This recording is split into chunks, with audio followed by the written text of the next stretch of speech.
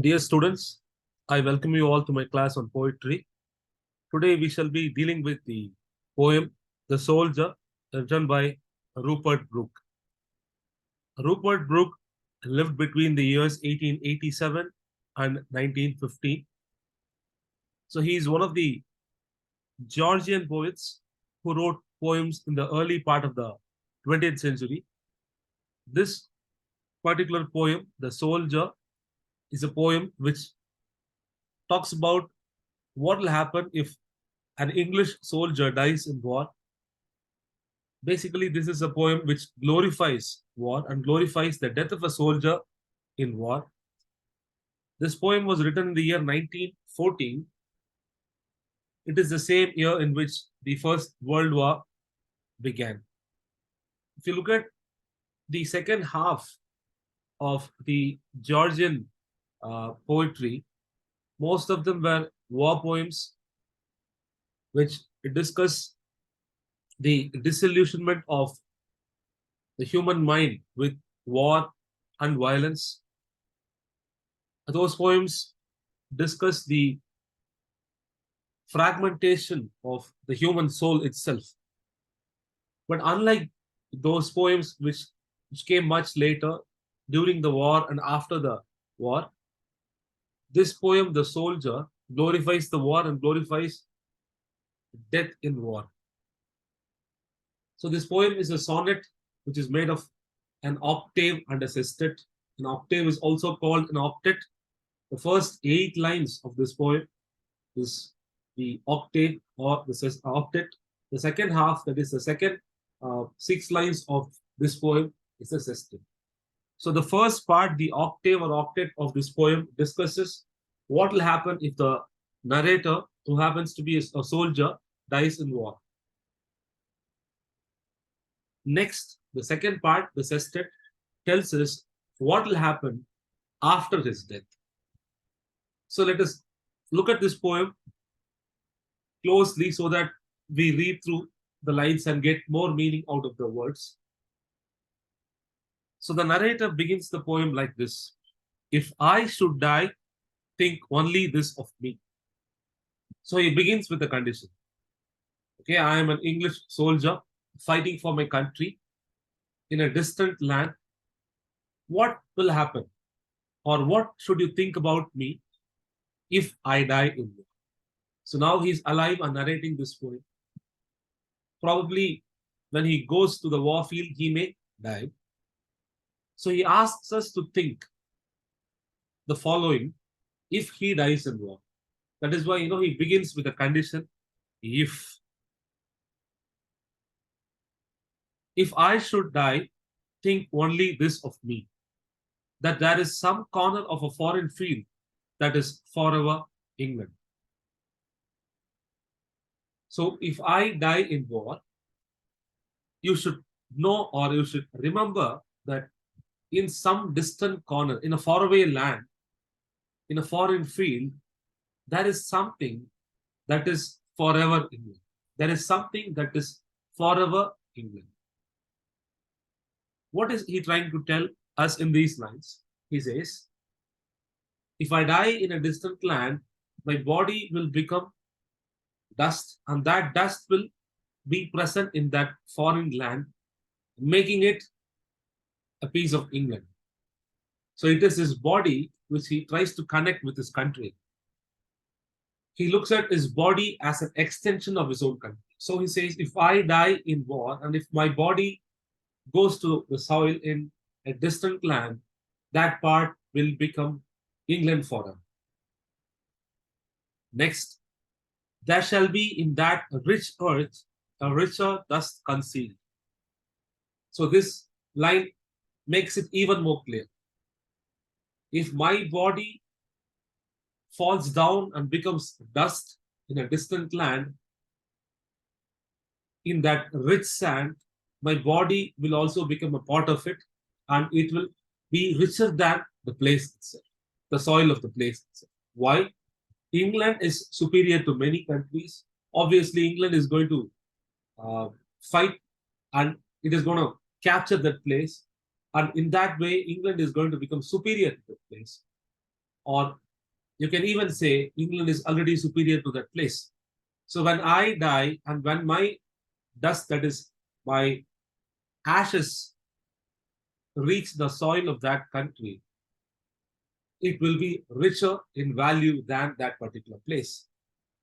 From a post-colonial perspective, we can read into these lines and get more meaning out of these. But let us not uh, go into cross-reading at this point of time. Let us read and interpret the poem as we read through it. So we should you should please remember that the word dust here refers to his own ashes, which will become part of the soil in the foreign place. A dust whom England bore, shaped, and made aware. Now he's trying to describe his dust.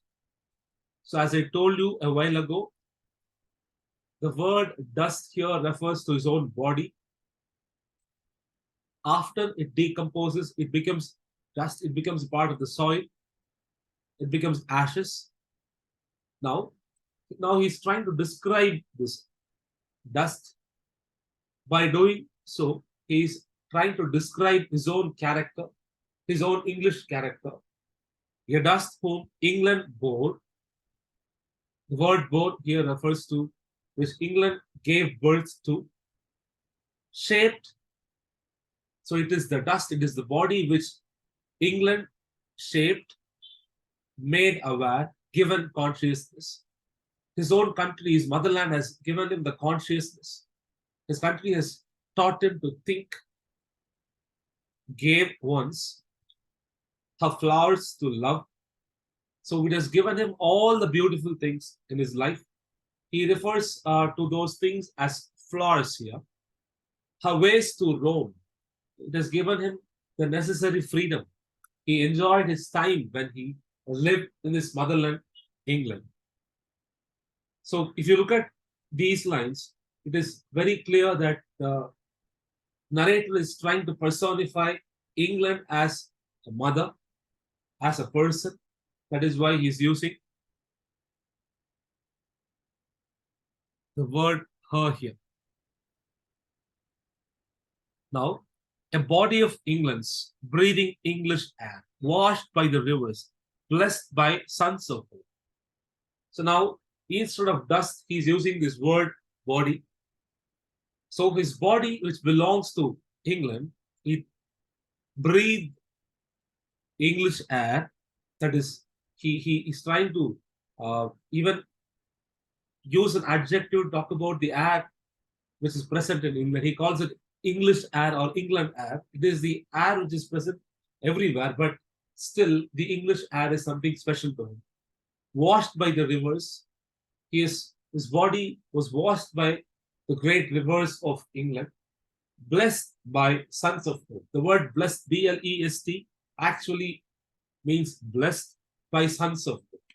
So he was blessed by the English sun, and he breathed the English air. And now the body which has been shaped, which has been brought up by England, has now become dust as he has died in war. And it has gone to the soil. So his ashes will always belong to England, even if they fall on the surface of another country. Though he dies and he goes to the soil in another country, his dust will always be a part of England. So that is what he's trying to convey in the first stanza, or the octave or octet. Now, in the second stanza, he's trying to tell us what will happen after his death. And think, this heart all evil shed away. So when he dies, his heart will become pure, that is, the soul will become pure. It will be rid of all the evil from it. A pulse in the eternal mind. So he'll die and his soul will go back. So his soul which actually has lost his pulse, will go to eternity, and it will be there for him. It will be like a pulse in the eternal mind, the eternal continuum. That's what he's trying to tell us. So it will be a part of eternity, it will be a part of time forever, his own pulse. No less gives somewhere back the thoughts by England given. So he says his consciousness will give back everything to England once his body dies. So England has given him so many things. So when he dies, his body will go to the dust, but his consciousness will return to England and give back what his motherland has given. Her sights and sounds, the vision, whatever he has seen during his time in England, during his lifetime, and sounds, whatever he has heard during his lifetime, dreams happy as a day. So England gave him wonderful dreams and laughter. This happiness, learnt of friends. He has made friends, other Englishmen, and gentleness. He has learned the gentleness from England. Of course, if you look at English literature, we understand that they always associate gentleness with England. So it is one of the most important qualities that an Englishman possesses.